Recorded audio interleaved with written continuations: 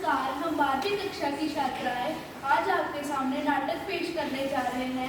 इस नाटक के माध्यम से हम ये दर्शाना चाहते हैं कि नर और नारी एक ही गाड़ी के पहिए हैं। जैसे एक खराब हो जाए या पीछे रह जाए तो गाड़ी नहीं चल सकती, वैसे ही हमारा समाज आगे नहीं बढ़ सकता। आइए नाटक शुरू करते हैं।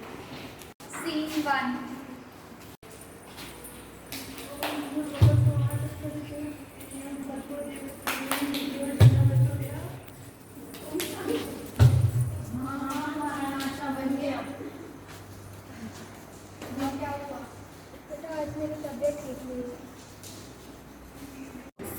आपने देखा कि समाज में आज भी महिला और पुरुष में अंतर किया जाता है। आपने देखा कि घर की नारी यानी माँ बीमार है, वह फिर भी घर का सारा काम कर रही है। क्यों?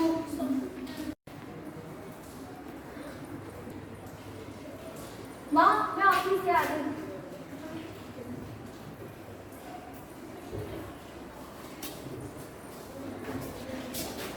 माँ, मैं ऑफिस से आ गया।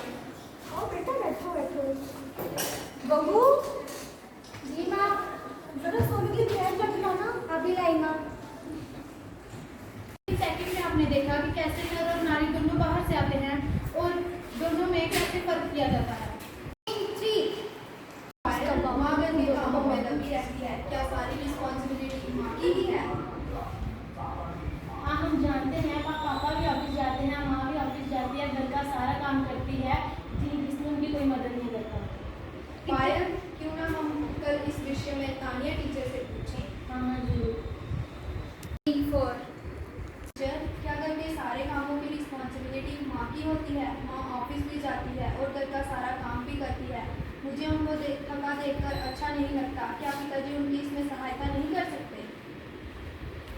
जैसे कि आपने चौथे सीन में देखा कि समाज जागरूक हो रहा है और समाज में जागरूकता बढ़ती जा रही है और लोग जेंडर इक्वालिटी पर सवाल उठा रहे हैं। माँ घर के कामों में लगी रहती है, क्या सारी रिस्पॉन्सिबिलिटी माँ की ही है?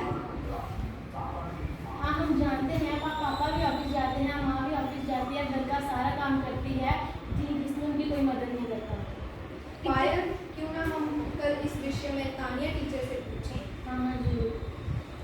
टीचर, क्या घर के सारे कामों की रिस्पॉन्सिबिलिटी माँ की होती है? माँ ऑफिस भी जाती है और घर का सारा काम भी करती है। मुझे उनको थका देखकर अच्छा नहीं लगता। क्या पिताजी उनकी इसमें सहायता नहीं कर सकते?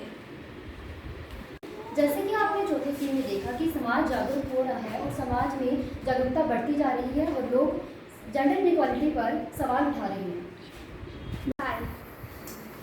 कृतिका, मैं आपसे बहुत खुश हूँ।